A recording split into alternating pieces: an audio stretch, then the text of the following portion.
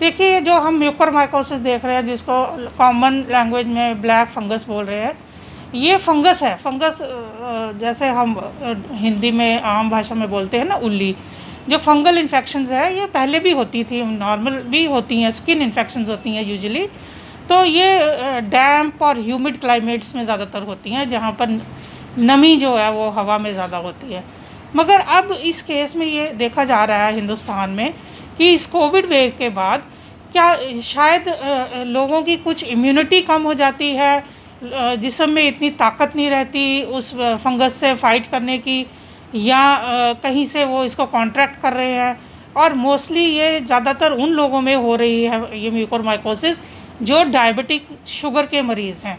और ये सब लोग जानते हैं, जो शुगर की मात्रा जब ब्लड में ज़्यादा होती है तो इन्फेक्शंस और माइक्रोब्स, फंगस, इनको मल्टीप्लाई होने के लिए एक सबस्ट्रेट मिल जाता है, ताकत मिल जाती है शुगर की वजह से, और ये जल्दी मल्टीप्लाई होते हैं।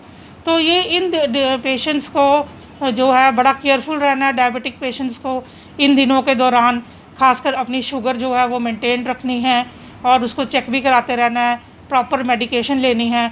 और एक और चीज़, ओवर द काउंटर कोई स्टीरॉयड किसी को नहीं लेना चाहिए।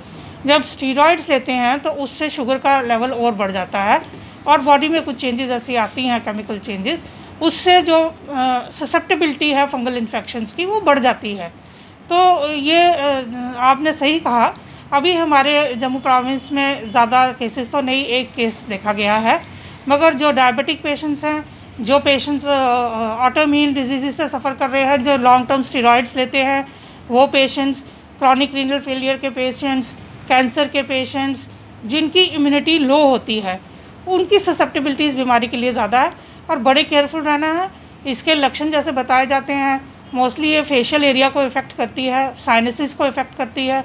तो जो भी, अगर किसी को नाक बंद हो जाता है, नाक से गंदे किस्म का डिस्चार्ज आने लगता है, स्मेली डिस्चार्ज आने लगता है, नाक से खून आने लगता है, या हेडेक हो रही है बहुत ज़्यादा, फेस में कहीं भी स्वेलिंग हो रही है, आँखों के आसपास या नाक के आसपास स्वेलिंग हो रही है, या डिसकलरेशन हो रही है, कहीं पे आपको लगता है मेरी ये जगह काली सी हो रही है या ब्लूइश हो रही है, तो इमीडिएटली डॉक्टर को कांटेक्ट करें। और जो लोग डायबिटिक है, अपना शुगर में जो है उसको मॉनिटर करें, शुगर लेवल को मॉनिटर करें और मेंटेन। इसका ट्रीटमेंट है ब्लैक फंगस का?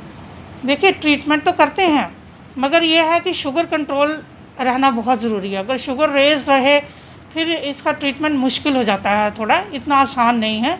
एंटी फंगल्स वगैरह देते हैं, कुछ सर्जिकल डिब्राइबमेंट्स भी करते हैं, मगर वो परेशानी में पड़ने वाली बात हो जाती है। तो इसका prevention is always better than the cure. अभी आप क्या मैसेज देना चाहेंगे आम जन